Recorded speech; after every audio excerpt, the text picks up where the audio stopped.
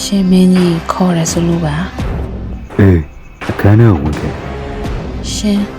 အရှင်ခန်းနဲ့ကျမမဝင်သက်အပ်ပါဟုတ်ရှင် ဝင်ဆိုဝင်ခဲ့ဒီအထင်းတော်ကတော့ ရောက်ပါပြီရှင်အရှင်ဘာလို့အဝတ်စားတွေချွတ်နေရပါလဲရှင် ငယ်ငယ်တုန်းကလို့ငါကူတော့ရေချိုးပေးဖို့ခေါ်လိုက်တာ အရှင်ကခလေးသေးသေးလေးမှမဟုတ်တာရှင်ဘလို့မှမဖြစ်နိုင်ပါဘူး တဲဘာလဲငါကူတော့ပြောတဲ့စကားကိုဖယ်ရှားရလား အရှင်အရင်ကြီးတိုးမလာပါနဲ့နောက်မှရေချိုးကန်နေပြုတ်ကြတော့မယ် ဘာလဲငါကူတော့ရဲ့စကားကိုဖိစံတာပေါ့ကဲအခုတော့နေရောက်တော့ရေချိုးကန်တွေကိုရောက်သွားပြီဟာဟာ လွတ်ပါအရှင်အခြားအစိတ်ကနေမြင်ကုန်ရင်အရှင်နဲ့ကျမကိုတစ်မျိုးထင်ကုန်ပါအောင်မယ် မလို့ဘူးရေချိုးပေးပြီးမှလုပ်မယ် အရှင်လွတ်ပါအရှင် အဲ့ဒါဆိုလဲရှားတယ်လေ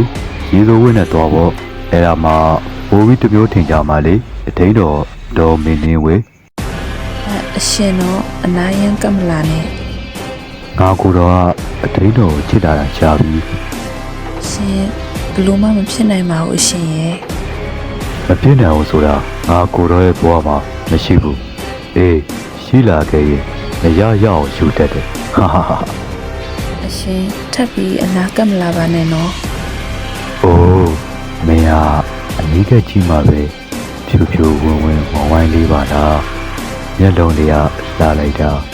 နှုတ်ခမ်းလေးကလည်းတန်းအောင်တန်းနေရောဟာ အရှင်အဲ့လိုကြည့်လို့လည်းကြည့်ပြီးအဲ့လိုစကားမပြောပါနဲ့အရှင်ရဲ့ဖေးဘရင်နဲ့တက်တိုင်မှာနော် ဟာဟာဟာဟာတိုင်ပေါ်တိုင်လိုက်စမ်းပါ အရှင်လွတ်ပါအရှင်